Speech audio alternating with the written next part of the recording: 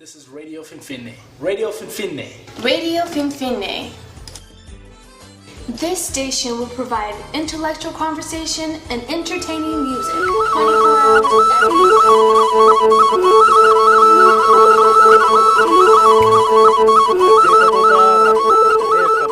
nageenyi badhaadha. Egaa akkuma beekamu keessummaa keenya yeroo hunda yoo itti bilbila keenya nu jalaa kaasu obbo Ida'oo Boruu sagantaa har'aatiif qabadhee dhiyaadheen jira. Kanaan dura yeroo adda addaa dhimma adda addaa irratti deebii quubsaa nu kennee uummannis akka jaalatu meeshaalee adda addaatiin bilbilaan, feesbuukidhaan, iimeeliidhaan warri nu himanii jirani.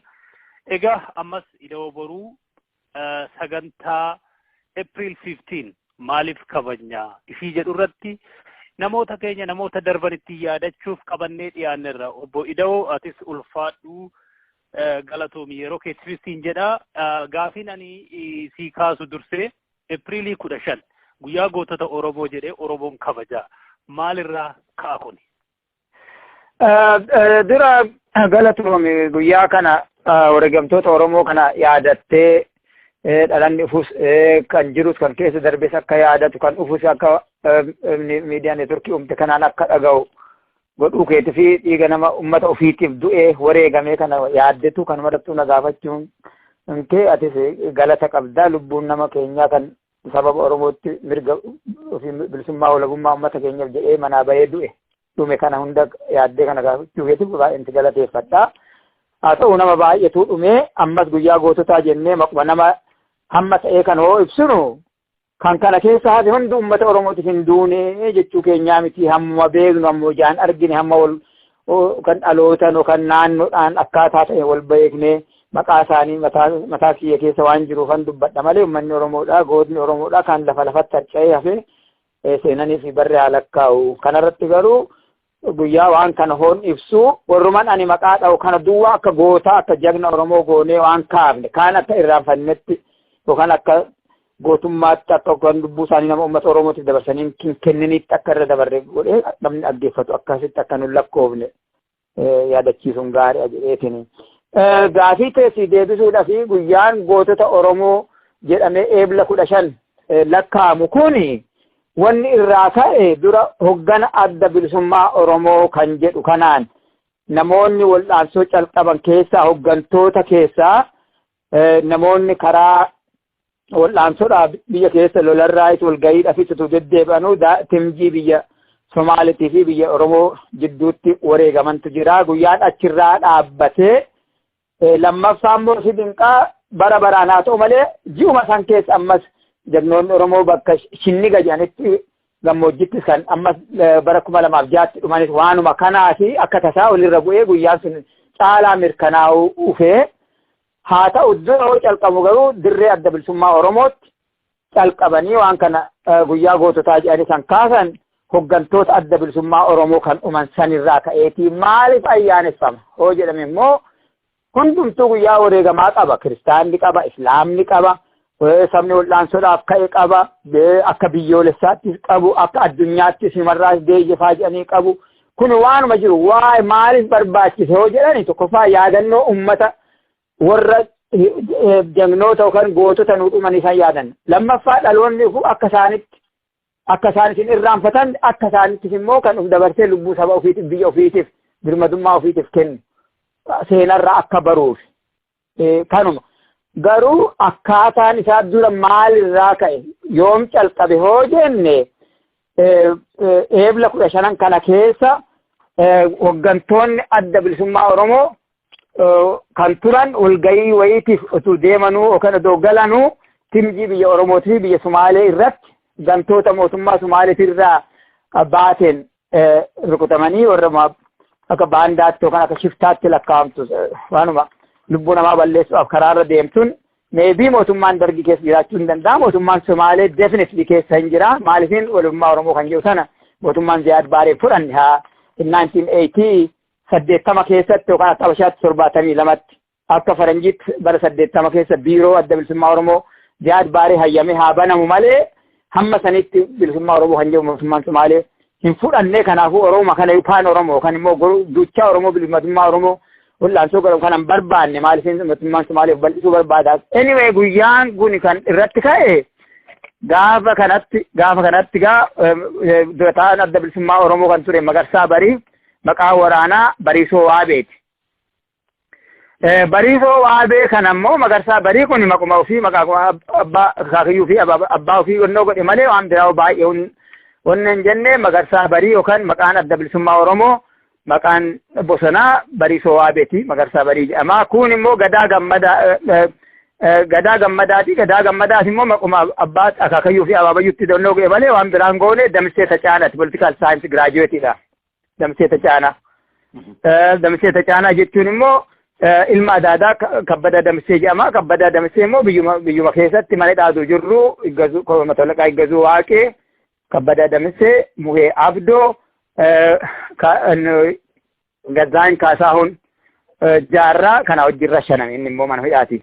Isaan warra fiildii dun ta'in warra nammas hidhee kun warra fiildii warra Eebili 15 yookaan Maaziyaa 15 April 15 guyyaa goototaa jedhame kun garuu akkuma sitti hime kana durataa adda bilisummaa Oromoo kan ture Magarsaa Barii Damsee Tacaane Abbaa Xiiqii yookaan immoo Abboomaa Mitukkuu Waaqoo akkanumatti immoo duraan humna qilleensaa Itoophiyaa keessa kan ture Iggazuu Bantii booda achi dhiisee Midir Baabur kan jedhan bira galee ture Jibuutirraa deddeemee nama waan guddaa booda diteelii isaa keessa garraa jagna Oromoo keessaa tokko isa Iggazuu inni gaa Iggazuu Bantii jedhama.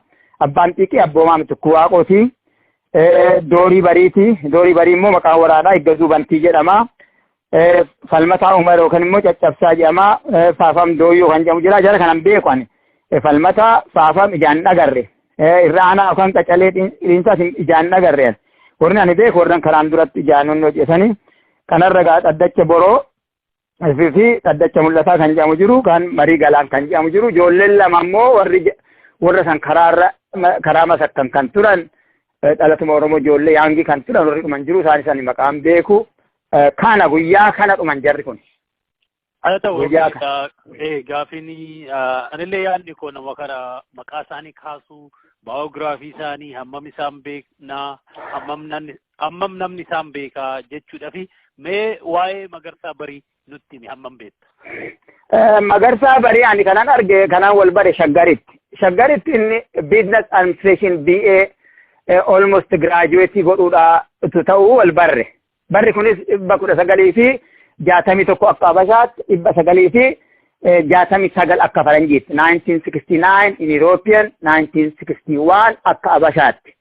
Barri kun bara Xilaahun Gizaaw faa du'an ajjeefaman jechuudha. Naannoon suni naannoo Qullubbii Gabreel jedhanii namni ayyaanaaf olii gadi fiigu ture. Naannoo sanitti honne ta'e akkin itti wal bare immoo bara san Abbaa Diinaa Police College kan jedhamu amma booda kunoo karaa Leelcaa Hospital kan jedhamu Abbaa Diinaa amma immoo Xoor Haayil hojjetti natti fakkaatti dargiin Tigireetii fi dargiin durii jechuudha. Whatever name they have. Anyway achi dura bakka sanitti waraana manni san galeetanii gaabbe galuu kootiin gaabbe kanan gales immoo gargaarsa namaatiin. Tokko namicha IPRT liidii waa ture Dr. Tasfaayii Dabasaa kan jedhamu alaa galeeti achitti filoozofii criminal filoozofii kan jedhamu barsiisaa. Koloneel Gabra Xaadiq Tiksee kan jedhan immoo firuma abbaa kiyyaati ilmaan wasiil abbaa kiyyaati inni immoo timirtinaa masalxanyaa mahalaafii saniiti poolis saraayitiiti. Koloneel Dabbaba Hurrisee kan jedhan immoo nama meettati.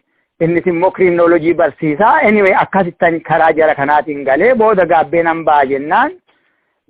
Nama aanuun nama himuleetii nama qaanessuu kurraa onnoo san namarraa muruu achirraa immoo gibbisanii tumanii dhalatanii sammati miilanneessitoonni amma akkasitan tumamee bahee odoon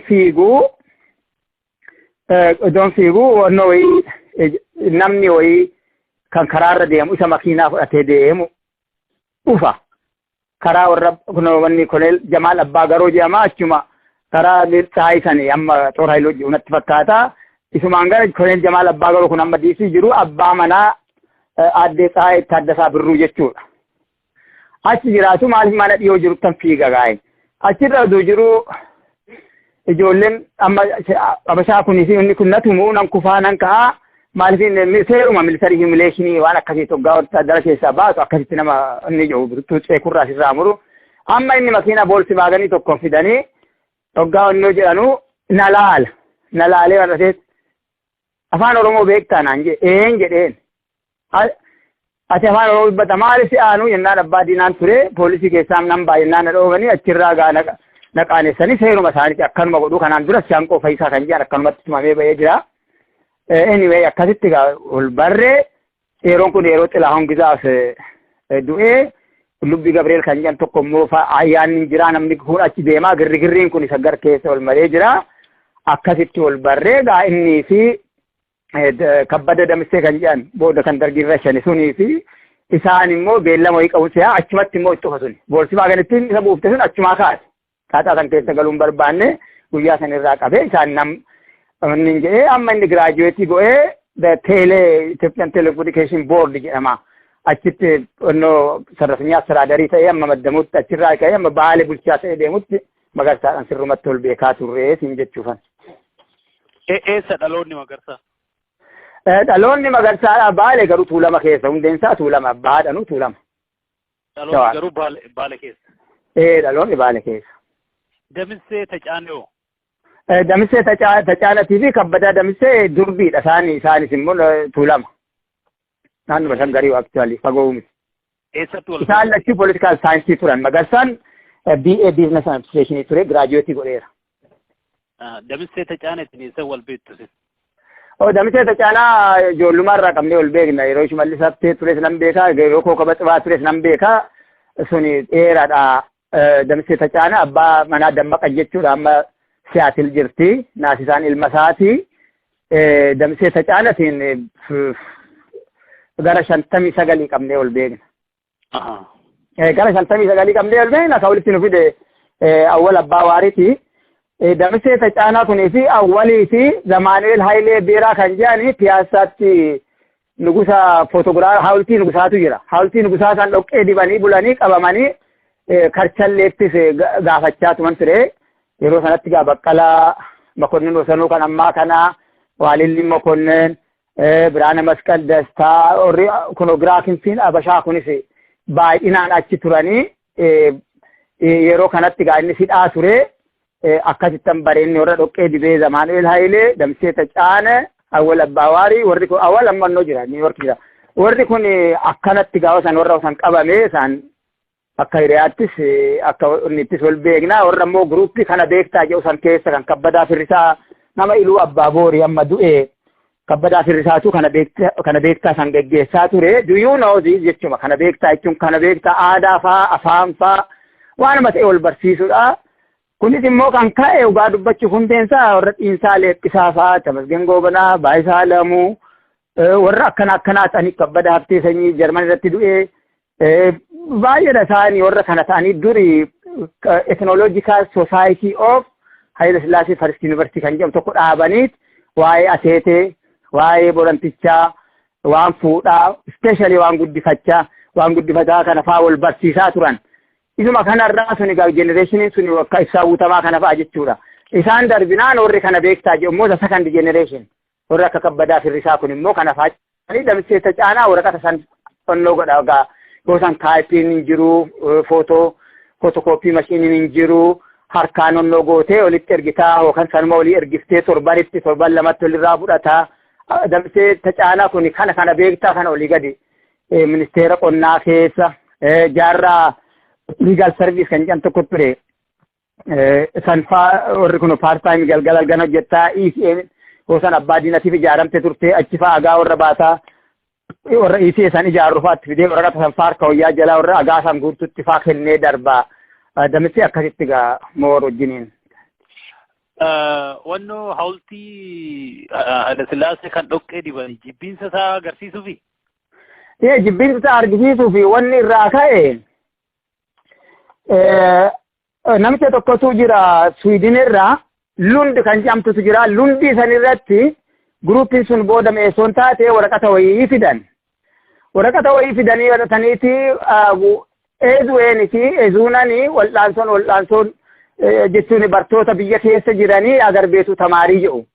wal'aansoo ala birmadummaadhaan lolu kana keessaa galuu jedhan amma achi keessatti galanii ijoollee high school fi ijoollee kolleejii jiran yuunivarsiitii jiran Christmas hall kan jedhan moofan takka jirti gara itti deemanitti oli John F. Kennedy library olitti achitti yaaman aniyootan high school irraa amma waggaadhaaf nu warri guruupiin Oromoo kuni waan isaanii wal'aansoon bartoota Itoophiyaa biyya keessa jiru wal'aansoo bartoota alaa Ameerikaa fi Awurooppaa jiru jara haa galuu kan jedhamu kana kaasanii ollolu jennaan jarri Oromoo kuni ba'an amma waggaa baanu maaliif ba'uu jedhanii gurbaan tokko inni jedhama amma inni jira Waldaluu Ulkaasaa jedhama baay'ee nama hamaa biyya fixe atiin barratti nama fixe amboorratti zeeroo duraa waan baay'ee jedhe inni gaallochuu sibsabaan xilootu jedha yennaan amma Damseen Tacaanaa kun agaa gaallochii kana achumaan galii si haa ga'u gaalla maqaan keenya gaallaa miti you are a literate person ati nama baabarate akku abbaa keetii akaakayyuu keetii abaabayyuu keetii maqaa tuffiitiin naamta jedhanii achitti wal qabatu wal tumanii achirraan Shambal Zalaalem kaampaas poolis heed kan ture Damsee qabata maalifiin amma gurbaan miidhamee jira poolisiin kan laalu immoo nafuma kee dhagna kee kan miidhame san malee kan sammuu si madeesse san hin laalu yoo dhufanuu Damseen fayyumaa Damsee Tacaanee fayyumaa Oldaluulin dhiiga Oldaluulin dhiigaa soo poolisiin Damsee qabata anyway akkas irratti booda Damseenis waasi'anii hiikamee andanyaa poolis xaabaa jedhan tokko geessanii achirraa guyyaa 3 bulee waasiidhaan roobaa badhiyyee kan jedhan hoteela qabaa namni yoo rakkatu nama biyyaa nama waa qabu nama horii qabu kan nagada horii qabu nama lafa qabu kana kaartaa waa qabaatte malee waasi namaa ta'uu hin dandeessu argite kanaafuu nama biyyaa san kadhattee bira dhaqxa inni dhufee waasi'aan roobaa badhiyyaa ulfaatu abbaa fichee ganna jiru bana bunaa gara 2-3 qaba warkaatu waa'ee inni dhufee waasi'aan baase achirratti nuufuun galle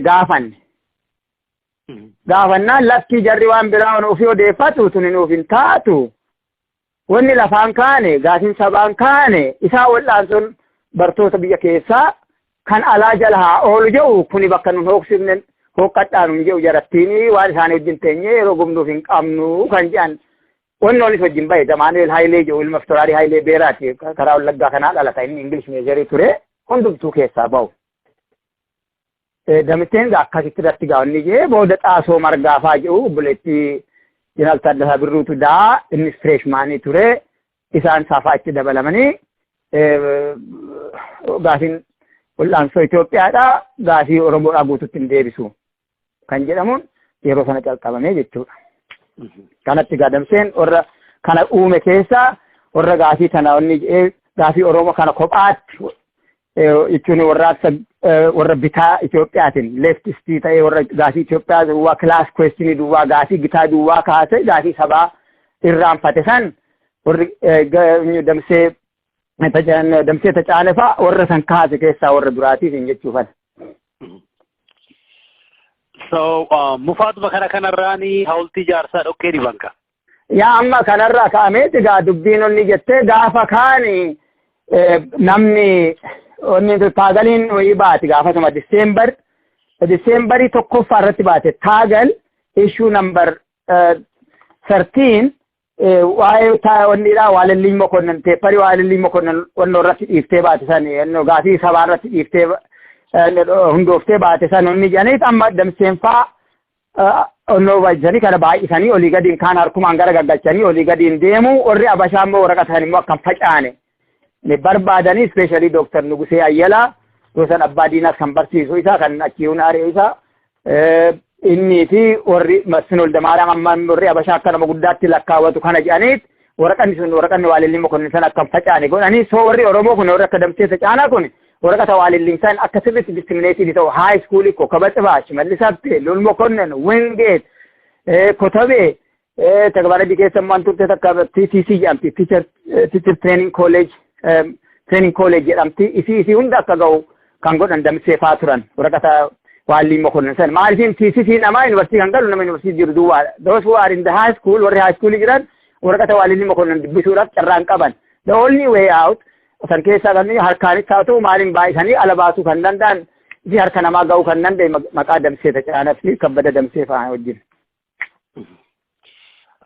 ميونو تدبروا يجزو بنتي إساو إستي بيتا وايسا وان لتمت يجزو بنتي يعني كلام بيك شالقا دغاغا غلان كنجامتو كنجرامتو أبان ساتي أبان هاتي آراتيا أبان هات أباتيا أبولا شالقا دغاغا غلان كون إير فورسي جرا يجزو بنتو إير فورسي جرا شالقا دغاغا غلان كان لالو دقيتن كافتيريا ويفتني في الريو فوريو تدرا كون سيرفو أني من بنا من نياتا جيسني وجنواري هو أكثر جيسن أجمع جران أكثر كيني أدا تكوتي جولين ما ننقبا بيجي سديمه هندم برّه إجازو بنتي كان دعاء فداته علام باي مناوي النوتين نجس أدا برّه بنا بيت سنجا مجرا actually ada abar bunna beti sukat oromoti mit kan balam balas arraga chun bakasa arraga uchura dargi han turesan ada abar ya mamale man bunna sun kan oromon turre namiti garu disanti hoy abban balam balas garu lafa mol gira kamna jidda tutuli banjam tikabale takesa lafa kutagattam jama lafa yol gira kamna karame tiro bakara jatina guddiste tina banki yehudi anargan nechuwa anyway amma أغنى وقال أغنون أمتكوني دمك آساتي وقال بچو في نام أورمو باية تتري وسان إيرفورسان كيسا ورق اللي انسر روني جون تريندي تون تواجوني ورقاني تبوجي ورق جانون تبوجي تبوج براغي راقان ولسور راقان جكتومي بقوا بشات تبازاني ورق تكنيكال مكانيك وانا كنان تبوجي anyway نمتكوني إذا humna waraana qilleensaa kana air force kan jedhamu kana keessatti damsee dajanee damsee kan jedhamu amma DC ofee jira bara hidhaa bara dargiis bara waggaa 10 ol hidhamee ammas bara wayyaanii sarrakkatee ofee damsee dajanee damsee kan jedhamu jira inni immoo senior technicianidha isaa wajjin hiriyaa ta'anii edaa isaan already seelee achi keessatti dhaabbatanii jiru. Dagaagaan kun sirri kiyya kun immoo siyaasa san keessa waan san keessa hin jiru state circle san keessa hin jiru. Oromoo keessa namni jiru dajanee damisteetii fi iggazuu bantii kana. Iggazuu bantii kun amma ijoollee Solomoon bantii Abrahaam bantii hanyar Jarmanii irra balliin irra jiraatu obbolaan qabaa. Obboleessi tokkos xayyaara gubate moo waan jedhamu tokkos jalaa. Anyway namichi kun achirratti gaa wal barree guyyaa isaa wal barree irraa qabee about 3 or 4 years before 1974 abeetiin jedhamu sun dhufin wal barree achirraa dhufee gaa wanni deemaa jiru tokkoon dhufee amma duba kana jiru wannoon uumame wanti tokko Congress of Oromo Students kan jedhamu baaroo tumsaatiin barreeffamee badhoo dachaasatti kennamee badhoo dachaasaa fidee anis amma gahee yuunivarsiitii galee waraqaan sun gaafa dubbifamu in Air Force keessaa dhufee waraqaa san irratti qooda fudhata dubbisan irratti iggazuu bantii kun.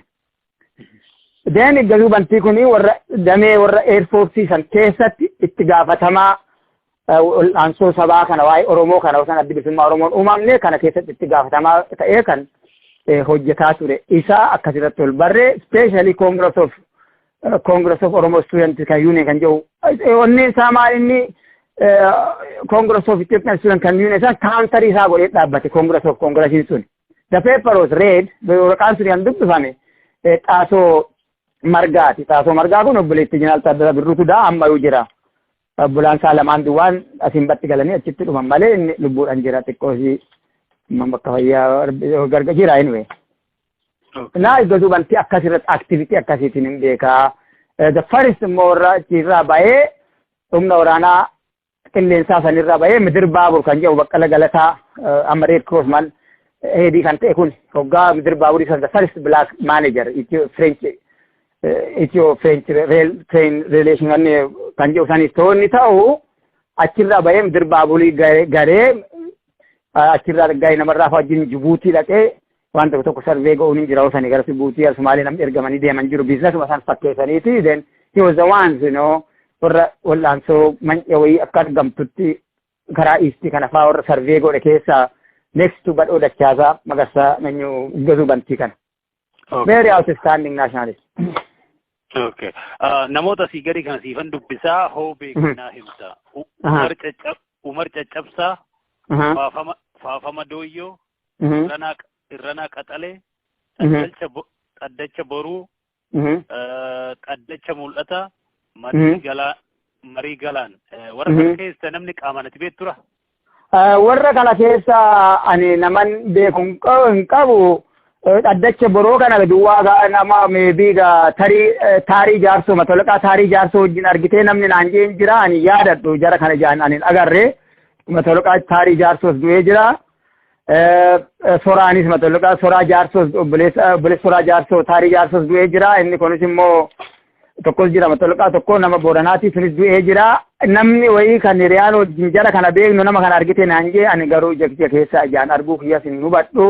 Jarreen kan am beeku namni ijaan beeku Magarsoo Bariitii fi Damsee Tacaanati Abboomaa Mitikkuuti Iggazuu Bantiiti namni asirratti beeku irra kana. Dhiifama Abboomaa Mitikkuu irra darbee garuu kana duras illee waa'ee Abboomaa kaasnerraa wanni nutti himtuu jiraate irra deebinee isallee haasa'uu dandeenya Abboomaa Mitikkuu. Kanaan dura haasofne irraa garuu wanni nutti himturna hirmaannaa isaa qabsoo kana keessatti Abboomaa. Yaa Abboomaa Mitikkuudha Oromoo Ol'aansoo Yuunivarsiitii turan keessa namni takkaayuu EPR fi Mayeessoon maal akkasii kana leftist orienteeshinii namni hin qabatin isa tokkicha. Inni egaa xiqqoo warra barate keessa haatis nama baratanii obbolaansaas warri akka aannanii kunis warra baratanii Abbooman Abeel jechuun Albaasaan Abeel warri kun hundumtuu ijoollee babbarattee intellectual family circle keessatti dhalatee ijoollummaa irraa qabee naannoo Arsii abbaan waan achi kaaduu kan jedhan tokko Cilaaloo Agricultural Development Unit jedhama siidaatu gargaara. Siidaa jechuun Swedish International Development Agency jechuudha. Warra kana faa bira dhaqanii achi arsiisiin beekaa amma kanuma gaa yeroo ambiratee booda gaa University Student Union warra amma akka Galaasaa Dilboo kana faa wajjiniin filamanii warra akka Ayyala Zawgee Booji'aa kana faa wajjiniin onnoo jedhanii akka Salamoon Dibaabaa kan jedhan Bireesser Faadima anyway ijoollee Oromoo action onni ta'anii dissociated no leftist Abashaa movement kanarraa I'm not undermining the Ethiopian leftist movement to crush down the dark empire kana jechuu kiyyaa miti garuu gaafii Oromoon irraafatamti turte achi keessa warri kun akka Abboomaa kun iddoo very highly enlightened intellectuals akka isaa kana onnoo jedhaniitu argite amma inni gaa maal ture yeroo tafa isa kanan bare wannoo irratti obboleettii tiyyatu jorrootu arbanyootti murtibeet kan jedhamutti barate isaa wajjin akkasittiin Abboomaa isaa wal bare isaa wajjin wal bare isii obboleettii tiyyarraa jorroorra nan bare jorroo nama Hilton Hotel hojjettu biyya keessa anyway amma isaa wal bare isarraan egaa Tafarii Mokonnotti wal barraan inni achirraa isa qee egaa Seent Joosefis galee xiqqoo ba'oo Seent Joosef galu san addaan baanee amma mudeebeet immoo akkaakitti immoo inni tokko galee achirraa dhufee Tafarii Mokonnotti deebinaan Tafarii Mokonnotti immoo moor walitti dhiyaanne yuunivarsiittis moor walitti dhiyaanne xinnoo barumsaan jechuun ijoolleedhaan anaa waggaa lama anaa gadi yuunivarsiitii kan galee anaan booda waggaa lamaan booda inni egaa akkasitti gaa booda isaa wal barre inni gaa waggaa sanitti student council san UZUA University Student Union of Addis Ababa kan jedhamu sanitti koongreessan keessa Mallas faa moo'ee Mallas Zeenaawii kan Laggasa Zeenaawii jedhamu kana faa moo'ee filamee Ayyala Zawgee Booji'aaf Gisannaa Gizoot Machaannatu lama maabar kan taarika kan jedhu san isa kan isaa wajjinis galan koongreesii kana keessa predominantly Oromoonni akka baay'eetti inni jedhanii achi keessa irraa qabee gaafii Oromoo kophaatti kaasaa ture.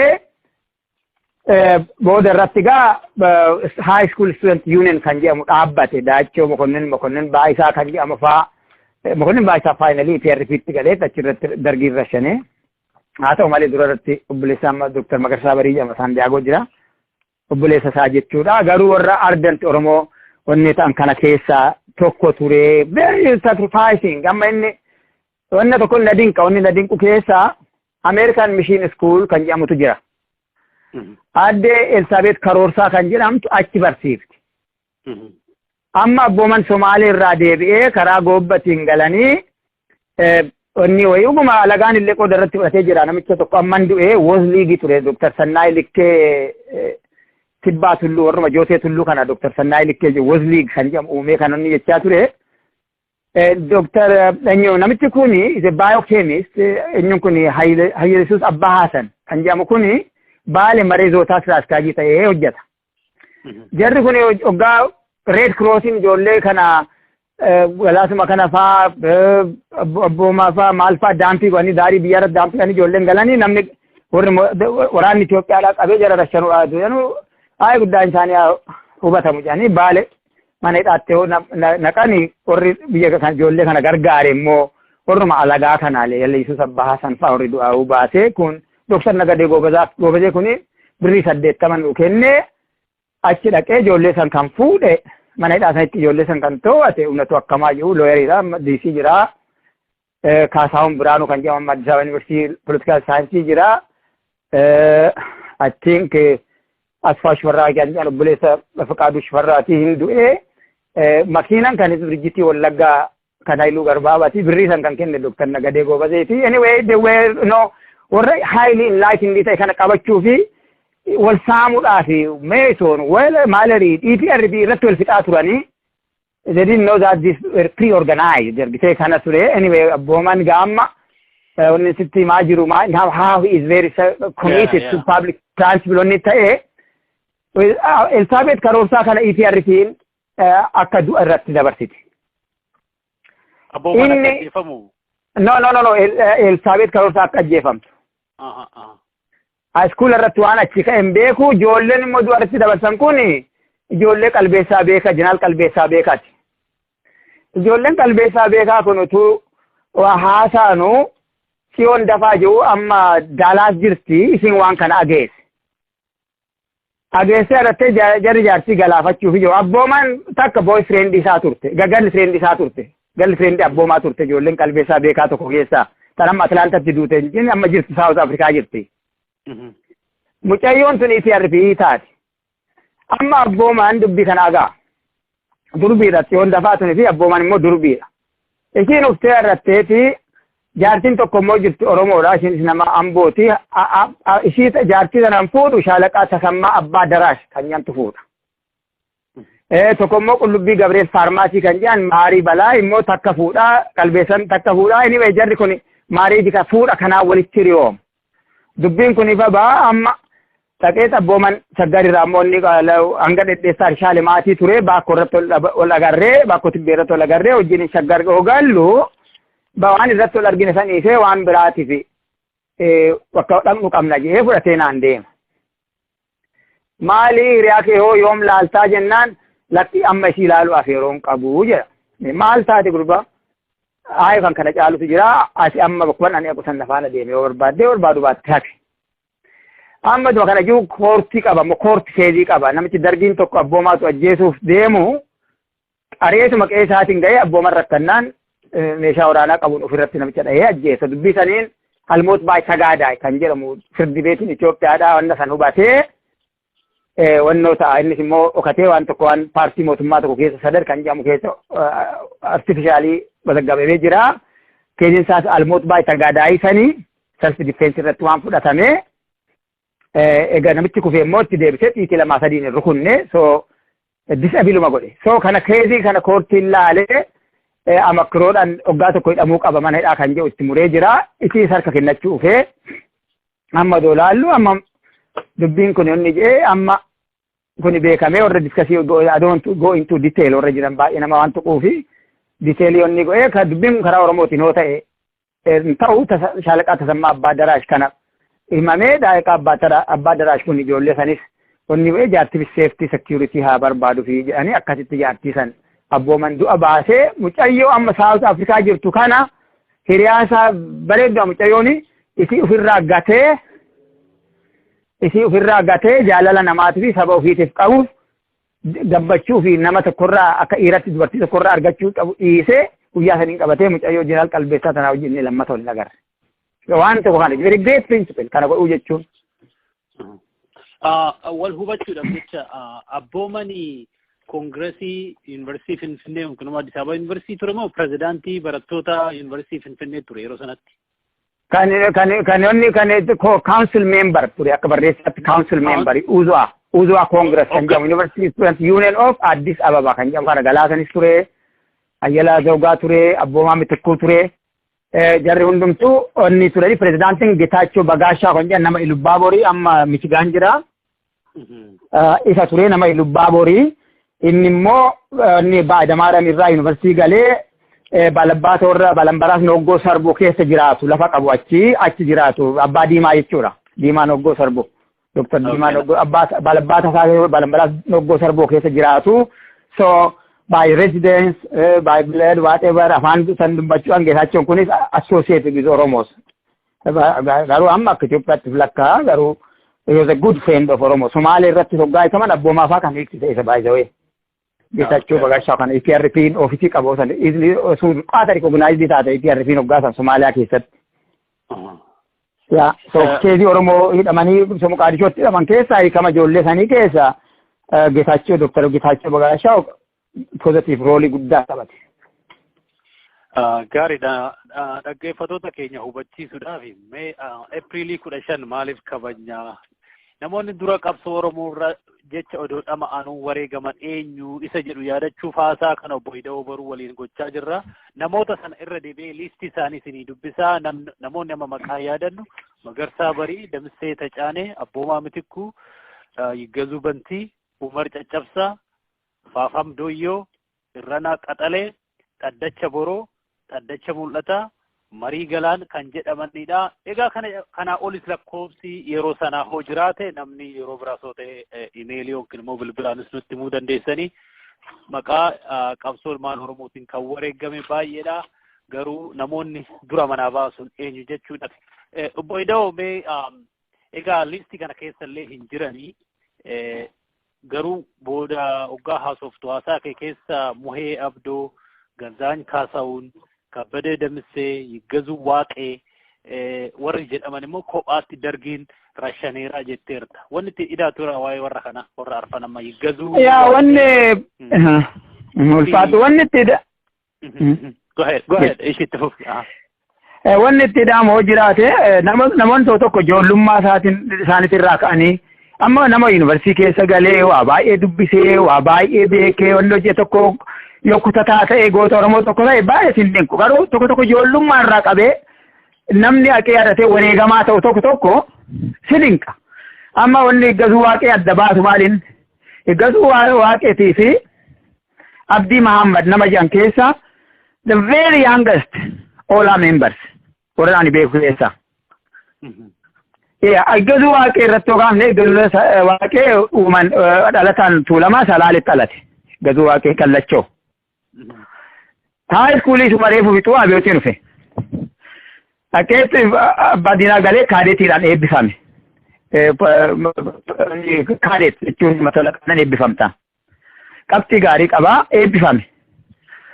Eebbifamnaan guyyaa tokko dargii sarbiin goone daareektilii oolatti makame karaa bahaatti tireendii ta'ee galaa sanfaa fuudhanii wanni manya wanni handura Oromiyaa jedhamti waddeessa kan jedhamu Ambootti ramadamee Argaa'u Dinqaa jagna Oromoo keessa warra torchardii ta'anii dargiidhaan ajjeefaman keessa Argaa'u Dinqaa gidiraa jechuudha. Isaan fa'aa wajjin Gannatii Dheeressaa fa'aa wajjiniin Muktaar Muummee fa'aa wajjiniin warra kana fakkaatanii wajjiniin akka military commanderii ta'ee gale mucaan kun eebbifame. Kana wanti isaa addaan nama haadhaafis abbaafis ilma duraatii namni guddatee of ga'ee waa baratee bakka tokko ga'ee warra isaatiifis qotee bulaa warra ta'aniif waa hin godhaa jedhee silaa yaadu isa ture.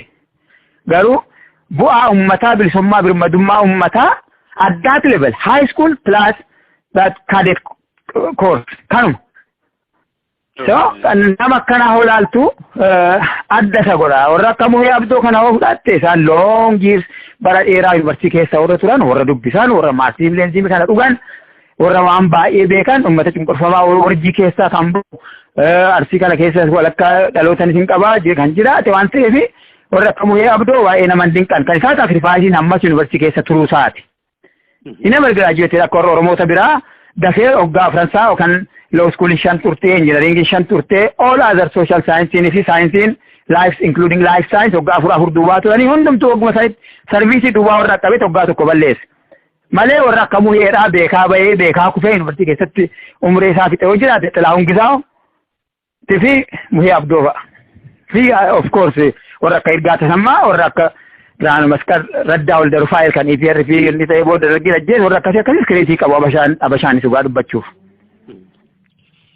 Kabbadee Damissee Kabbadee Damissee inni political science ture akka tasaa ta'ee ijoollummaa irraa inni rakkinni isaa ijoollummaa irraatti ka'e Oromummaa isaa jaalatu jibbute har inni harki isaa muraa ture warra sawaarii amdee abarraatu buqqise lafarraa Salaalirraa jechuudha. So inni achirratti warri inni atoo Shawaaraggad Asaffaa kan jedhan inni maal jedhama Xiqaashuumii warra kan amdee duun ta'in kan Ammahaa Abarraati. Sawaarii Ammahaa Abarraa kuni obboleessi Baqqalaa Mokonnin osoo nubbaa fardaa fuudha. Soddaa gar tokkoon Oromoodhaan. Gar tokkoon immoo warri isaanii kun Rasaayiluu Kaasaayiluu kun warra uummata Oromoodhaa Salaalirraa buqqisan keessaa number 1. Warri kabbadaa damsee achi keessatti buqqa'eeti namicha saniin wajjiniin duccisanya warra saniitiin wal lolu namichi fee harka godaadhaan inni godhe. Madaa qabaa jechuudha isaa gadoon jirti jechuudha.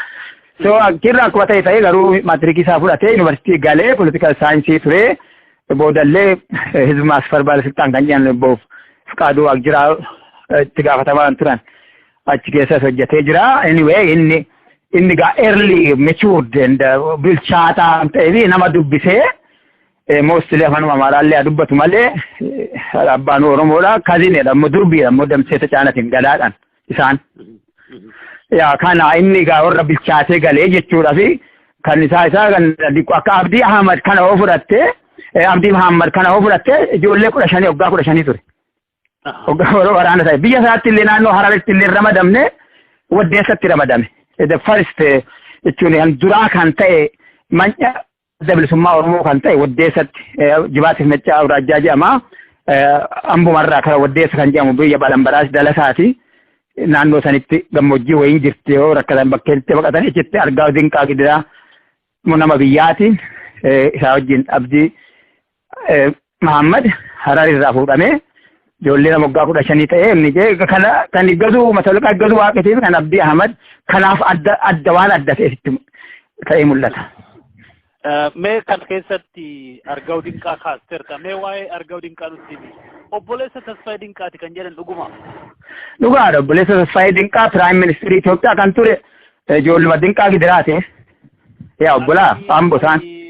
Akkamiin tokko abaa'oo ta'ee tokko immoo dargii obboleessi lamaan illee walii galuu dide.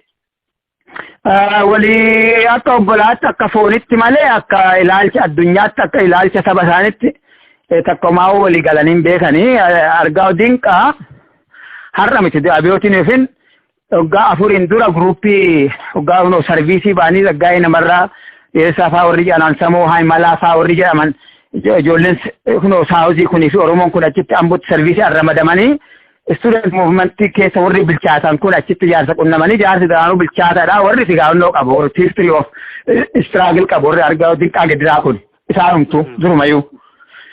Anyway sanirraa sonti argatanii jira jaarsi xiqqoo baratanii akka abokaatotis abokaatoodha argaa dinqaa kun.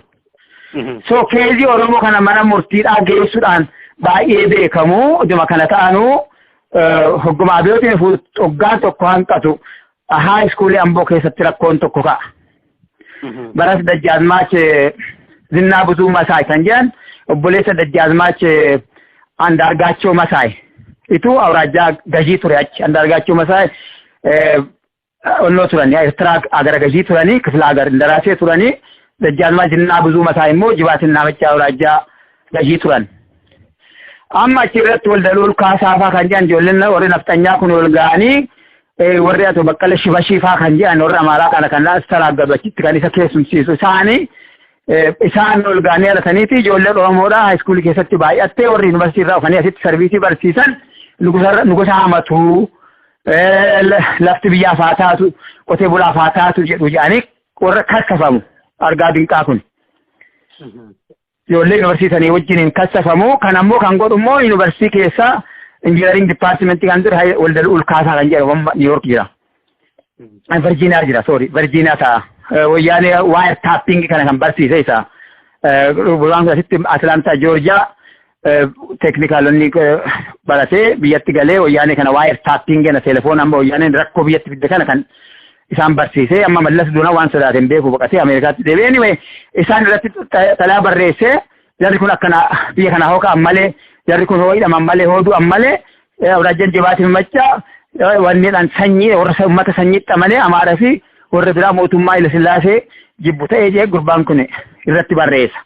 Then they were charged and they brought to court Argao Dinqaa Zaggaayee Namarraa Ansamoo Haimala ishee ta'e hundees jaarsi tokkos jiru abbaa kun Orundaasaa kana isaanillee egaa just a patriotic feudal innis ta'uu baatan isaan immoo nama naafatti jibban.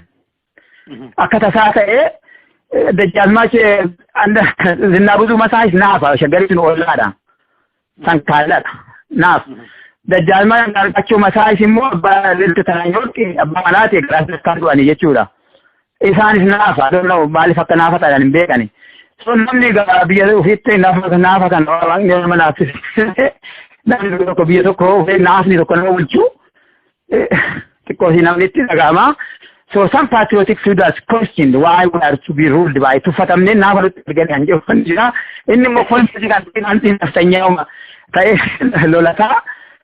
Anyway dubbii kana akkasitti kaawwasan calqabanii jaarsiidhaan hin baanii then abiyootiin dhufee abiyootiin dhufnaan jaarsitu lafas ka'ees biyyattuu qabanu warruma tarkaanfiin gaafiin lafaafaa akka deebitu gaafiin cunqurfama sabaa akka deebitutti itti fufanii xabaqummaa isaaniitiinis ijoollee baay'ee qabu. Actually dhufee fudhachuun galeen intala isaanii ajjaamee Argaaw Dinqaa isheen maartiir tuu isheen nama sakrifaasii gootota keessaa tokko ishee abboomaa wajjin fiilditti nama erge keessaa tokko.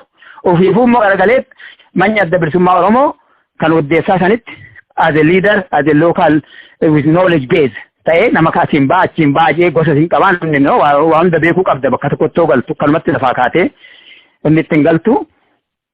So manni sanis akka banamu kan godhe inni Oromiyaa ture to your surprise inni bakkalcha sin ture in which most majority OLF kun warra bakkalchaa santu overtake godhe. Warri inni immoo jaarsi Argaaw Dinqaa Oromiyaa turan. Oromiyaa gruppii kana immoo class struggle dinnaa'ee go'an jedhamanii hamatamu. Because warri Oromiyaa gruppiin kun we can't afford now class division kana kun abbaa lafaati kun maal kan jedhurra kommaaritii haa ta'u kuulee haa ta'u abbaa lafaa haa ta'u qotee bulaa haa ta'u whatever amma biyya horanne gaafa biraa gaafii gitaa kaafna. Amma biyya teenya difachuu wal'aansoo qabuun nurra jiraa kan jedhu outrightly reject go'an class struggle. Warri biraa immoo class demagogiidhaan immoo deemanii yookaan immoo class ideologiidhaan deemanii demagogii jechuun gaarii jecha gaarii miti class ideology warri deemanii gaafiin gitaa suni gaafii sabaatiin hiikti. Uummanni Oromoo lafa dhabee nafxanyummaan abaaru suni lafarratti hirkataa lafa biyya dhabnee kan jedhamu. Lafa namaallee garbi akka namni garba miti kan biddeen magaalaa quuffatee tamasgeen keessaa eeyyee bulu. Abbaa garaa ta'uudha kuni. No beyond that what we need is there kanaa miti. Warra jedhan keessaa gruppin sun more ideologically more clearly turte Oromiyaan sun to be honest with you. Booda Haile Sillaasee miti kan dargiidha kan ajjeese Argaaw. Argaaw Dinqaa Oromoo Liberation Front first base area in central Oromia.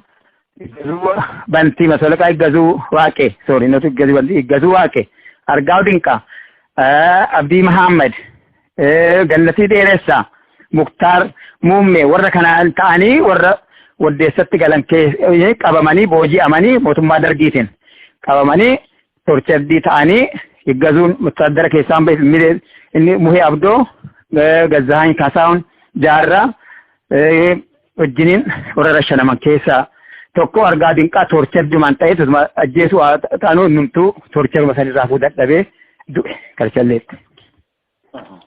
Dhumarratti eenyutti gaafadha seete mee eenyu namni Taaddasee Badhaanee jedhamu namni kun eenyu rooliin isaa hoo maal ture? Taaddasee Badhaanee kun warra Salaale keessatti lafa buqqa'e keessa warri isaanii lafa buqqa'anii biyyaa ba'an. Biyyaa ba'aniiti karaa Baalee kanatti galanii Baaleetti soo galan chaalenjidii ta'an. Actually inni hin qabaanne karaa gruppii Waaqoo guutuu kanaanis dharraa yookaan jaalalan horannee achitti sin miidhaman. So Taaddasaan shaggaritti galee liistiroo hojjeta ture Taaddasaa Badhaanee. Oduma hojjetu 59 moo 60 irratti yuunivarsiitii gala. Akka Abashaatti 60 irratti akka Faranjiitti 67 yookaan 8 irratti 1967-68 batch entry gala. Amma achi keessatti liistiruma kana odoo hojjetu wal'aansoon dubartootaa kun qabaa amma gaa inni fi ka'ee irratee walaloo wayii afaan hin barreessa. Tokko immoo Fiqiruu eenyu Fayyisaa jedhama. I think Taammiruu Fayyisaa jedhama. Taammiruu Fayyisaa wajjin walaloo kana keessatti walaloo kana qaba. Amma fakkeenyaaf walaloo hoggaasan Taammiruu Fayyisaatii fi Taaddasaa Badhaanee barreessan keessa amma harkaa hin qabaa beeksisan dubbisa. Waa'ee hiyyummaa waa'ee rakkinaa irratti ka'anii tannee jiru. Gimmaash gaarii injeeraa gosa gosinna aandaa booreewaa iddashaa darginna saari madabeelaa gosa gosinna dirrittoo darribbee ifa naddasinna tamasgan ilaalloo nuuroo taganyanna. Kana jaanii gaa artist building kan jedhan ni buildingii kun amma social science building yookaan karaa new haaraa kana don ta'in achirra fooqiin sadaffaan art and drama kibab kan jedhamtu jira. Art and drama kibab kana keessatti Taarraqaan Badhaasaa, Taaddasa Badhaanee, Fiqiruu Fayyisaa, Taammiruu Fayyisaa, inni faa booda immoo inni faatti makaman gaa amma immoo booda immoo Abdataa Guutamaa faatti irraa fuudhanii waan akkasiisan dubbisuu qabanii boodan dhoowwame. Racial agitationii uuma jedhu. Yeroo Taaddasa Badhaanee yuunivarsiitii keessatti rakkatee akka hidhamus ta'ee readmissionis dhoowwatamee biyyaa akka ba'u kan godhe Dr. Akililuu Habteeti. Namni tokko Dr. Akililuu Lammaa jedha. Dr. Akililuu Lammaa yuunivarsiitii pirezidaantii ta'een beeku. Inni Indoodee irratti Bilaaziyaa irratti qoricha hojjetaa. Warra Lammaa Hordofaa yaadatee jedhamu isaan kan biraati. Warra Shaalaqaa Asaffaa Lammaa fa'aa jiru warra Sinidduu Gabruu fuudhanii guddatan. Isaaniif kun Dr. Akililuu Habte amma naannoo New York jiraatu natti fakkaata. Pirezidaantii kan turan isaanii overall warra kana beektaas miidhaa turanii ijoollee Oromoo achi keessatti enlightened dhiixaan kanarratti rakkina ija tokko naayina quraanyaa jedhan kanaan eegaa turanii Taaddasaa Badhaanee egaa hidhameen boodatti seemistariin darbe jee akka inni admitiin hin taane biyya kan baate Dr. Akililuu Habteeti. Loluu amma hidhamni kunis gaa itti baay'atee amma duma kana ta'u Miss Gloria Pallaat kan jedhamtu Filipiinota tokkotu Ingilishii barsiisa achi keessatti. Niitii kana wajjiniin mari'ata. Niitittiin tuni warra kooministii Filipiin. Filipiin ari'amteeti wanni Itoophiyaatti kontiraat argattee Ingilishii barsiifti jaartiin tuni Glooriyaan tuni. Taaddasaan akka tasaa ta'eet ishee akka Muhee Abdoo Maargarit Laast wajjin hiriyoome sanitti Taaddasaanis dhaqee Miss Glooriyaa kanaa wajjiniin hiriyooma. Amma hidhaadhaa hoggaa ba'uu jaartiin maal jettiinii biyya kanaa ba'iiti. Biyya alaatti wal'aansoo itti fufiiti yoo biyyi kun bilchaataa ta'e wal'aansoo akkuma ta'e deebiftaa. Amma imperial poolisiin baay'ee jabaadha. Qotee bulaan dammaqaa miti. Ishiin egaa kooministii wayitii she speaks in terms of marginalism kana haasofti. Labor movementiin keessanis dadhabaadha. Literate society'n qabdanii so ajandaan ati kaaftu hundumtuu uummatarratti yommuu ta'u dhuma waa tokko bakka tokko tarkaanfattee hin gahin nyaatamtaa bayii jettiin. Amma ishiin akka gootee ofii haafuutuu akkatti ishiin Filipiinitti galchitee jiru hin beekani achi galee achi soo galu repressive systematu jira Filipiin keessatti. Filipiin hoggaa dhibba Filipiin Speeniin bitamtee maqulti ishiitu Philip the Second kan jedhan isatu maqaa ofii kenneefi Philippines kan jedhamtu King Philip irraa maqaa argattee very repressive sanirraa Jaappaanitti dabarte Ameerikaatti dabartee Jaappaaniin taraa bulchanis uummata wanni ta'uu miti. So uummata xiqqoo takka tura Mindanaa'oo kan jedhamtu irra Islaamatii isaan muuvimentii akka adda isaan achi galeeti. Wal'aanuu waa'ee Oromoo kanaafis hundi jedhanii maqaa Oromoo jedhuun baafamaa Mindanaa'oo Communist Party san keessatti. Inni jiru wareegame. Taaddasaan onni inni hojjetoo jiraate biyya keessatti wannoo kana hunoo kan Taammiruu Fayyisaa wajjin wannoo jedhan kana facaasa. Hiriyaa immoo wannoo ture doormeetii ture. Waalilli Mokonnin wajjiniin doormeetii ture. Doormeetii ture. Anyway booda gaa innis political science ture. Dr. Nugusee Ayyala peepparii isaa faara rakkisaa ture. Waalilli illee xiqqoo nama qabaa obboleessa tokko qabaa. abbaan onnoon immoo inni namichi immoo hiriyaansaa kun Getaachoo Maaruu jiru koloneel Maaruun kun Maaruu Filaansaa jenna faayinaans poolisii waan ture Maaruu Filaansaa jenna inni onnoo kana Yesuus kan jedhamu tokko jira charchii karaa balaa Zallaqa godaanaa hin jedhan irra garbisii bira ol baatee ta'uu deemta achi jiraata karaa Inqulaal faabrikaa bira jiraata koloneel Filaansaan kun abbaan Mallas Maaruu hanyan dargii ture inni immoo xiqqoo isaan gargaaramaa isa yoo hidhames dafanii baasu Getaachoo Maaruu kana garuu Taaddasaan immoo filan qabu. Hoggaamonni samaarii cufamu barandaa onni roobaa badhiyyee bulaa giximii taasifan bilbilaa qorra isaatii irratti darroon qorrituu maal kan jiru yeroo biraan si dubbisa dheeraadha inni. Gabaabsee maxinoo irraa dubbisuu hin dandeechuu gabaabsee? Yaa nan dubbisa. Darroon qorrituu aboota beelan beektu shaggaa yaa biyya qorra ilmaan yeroo biraa yeroo nagaa mooshinaa waa isaanii yaada'u kanaaf anyway siifan dubbisa yeroo biraa. Anyway baay'ee walitti yaallatu anyway gaaffii ijoolletti nama guddaadha akkasitti galee mindanaa walitti waan irratti Taaddasaa Badhaanee jechuufan. Garuu warra wannoo dhiyeessan peepparii isaa hoo dhiyeessuu Salaalee Exodus kan jiru peepparii isaa irras political science department keessa hin jira. Salaalee Exodus. The first paper he wrote was this. And the first person to attempt Salale eviction from their native land. No one ever. Taaddasaa Badhaanee tokkicha kana hin barreesse kan adreesii godhe. Namichi tokko Silashii Andaargee kan jedhan jira. የሰላሌ የመሬት ጥያቄና የሰላሌ ህዝብ ጉዳይ kanjeu waan tokko akka maxaafa irratti waa xiqqoo inni jedhe but from inni haqee biyya san qoratee nama meeqa lafarraa buqqa'ee nama meeqatu dhabee nama meeqatu hafee kan jedhu san chaalenjii isaan immoo argan gara Baalee kanatti onnoo jedhan gara Arsii kanatti yoo buqqa'an achitti immoo neetiif inni sanirra lafa namaarra qubatan achirratti rakkina isaan arge kana dookumentii qo'ee jiraate Taaddasaa Badhaaneeti. Yaa kana wanti isa beeksisu tokko kana outliers reject godhe biyya ormaa keessa galee ollaansuu keessatti achi dhaqee baratee fuudhee private life jiraachuu hin danda'a ture birmadummaa uummata Mindanaa otiifatu lolu onnitee Mindanaa amma 5 years ago naashii ta'an 45 years ollaananu humni waraanaa Ameerikaa irra qubatee ajjeesee fixe. So Philippines keessatti biyya ormaatti fodololuu du'e sabuu kana. Yaa akkasitti du'e ogguma Veetnaamiin bilisa ba'uu taatu du'e. Namichi immoo isa wajjin inni ijoos immoo Veetnaamiin selebireetii ayyaana warra Veetnaamii yoo bilisa argattu walitti makamtu.